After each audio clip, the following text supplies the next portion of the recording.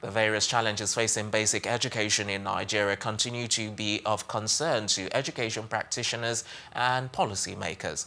A group of them recently organized a summit to advocate the need for a learner-centered curriculum. Plus TV Africa's Felicity Ezewuike was at the event. The need to adapt Nigeria's primary education curriculum to one that is learner-centered to enhance the learning experience of children formed the core of a presentation at a dialogue on grading Nigeria's progress in basic education. In learning systems, there are all kinds of learning styles. Some people are more kinesthetic, some are global, some are linear, all kinds of things. That is why one of the best learning systems, which is also perhaps the most expensive, is a Montessori, because it is learner-centered. All right, you adapt the curriculum to the child. You don't adapt the child to the curriculum. All right, so if the kid is not learning the way you teach, then start to teach the way he learns. Because that becomes the goal of education itself, the learning. The learning must happen. No child has a learning problem. We actually do have a teaching problem. Organised by UK-based NGO Raising Champion Children Initiative (RCCI) in partnership with Women's Consortium of Nigeria (WONCON) and Out of School Children Empowerment Foundation, the event participants from across the basic education spectrum made contributions on the way forward for primary education in Nigeria. I think it is pertinent at this time in our country that we begin to look at education policies, because I always say that we have lost it totally. And in the next, I used to say 5 years. Every year I say 5 years, but now I'm reducing it. In the next 2 years, if we do not take control of education in Nigeria, everything will be totally lost, especially at the basic education level. As much as passion is good, passion has to be sustained somehow. I was teaching and I was thinking of how am I going to make extra money to be able to foot my bills. So until we address the issue of proper remuneration for teachers, especially at the primary level, and encourage them to stay, we will not be able to get the right quality of educators that we need. Let's reorientate our children. Let them have, even we parents too, we need to have a paradigm shift. We need to change our perception of vocational and technical education. Executive Director of RCCI, who condemned the bureaucracy that hamper progressive efforts in Nigeria, also spoke on her desire to leave a lasting legacy. If you don't know anybody in Nigeria, you know the people that matters, you can never get anything done, which is quite painful, you know. We get to Subeb asking them questions. Nothing was done. We wrote a letter to Luth Dental Department to get doctors. This is something we're doing out of our own personal money. It's not government money, it's not funding.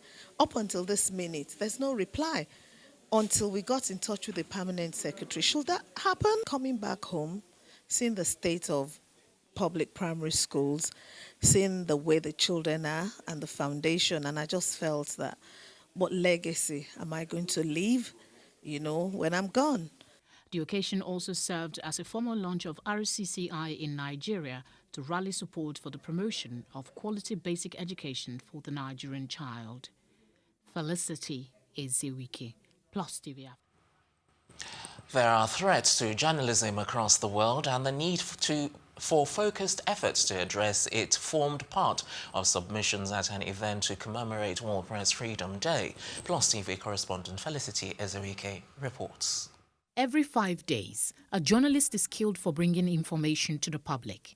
There is therefore an urgent need to address the numerous threats to journalists and the practice of journalism across the world to ensure a free and vibrant media space.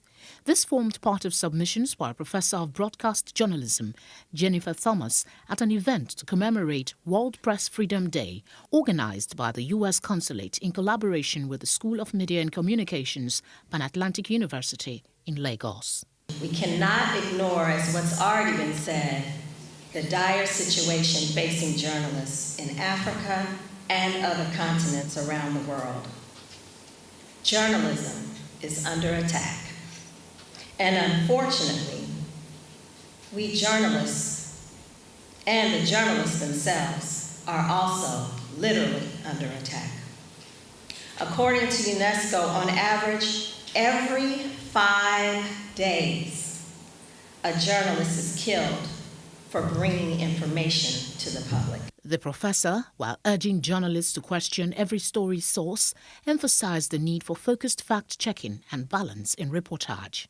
We know that a tweet can become world headlines before a spell check is even conducted.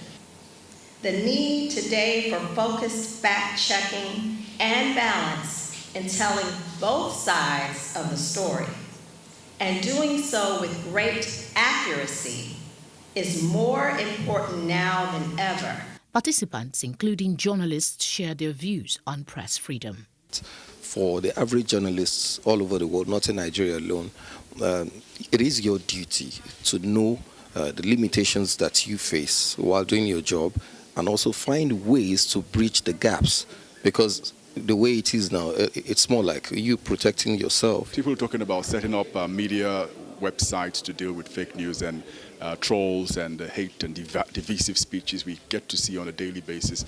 But as a country, I'm concerned that we're not doing anything seriously about it. The freedom is there, but there are a lot of challenges too, especially as it has to do with people not, reporters not getting to report what they really want. There are a lot of influences. The public affairs officer of the U.S. consulate also shares insights as to why the U.S. participate in commemorating the day.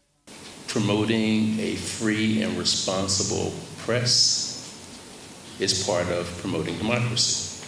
This year's theme, Media for Democracy, Journalism and Elections in Times of Disinformation, explores the relationship between the press and democracy, along with the media's potential in supporting peace and reconciliation processes. Felicity, Ezewuike, Plus TV Africa.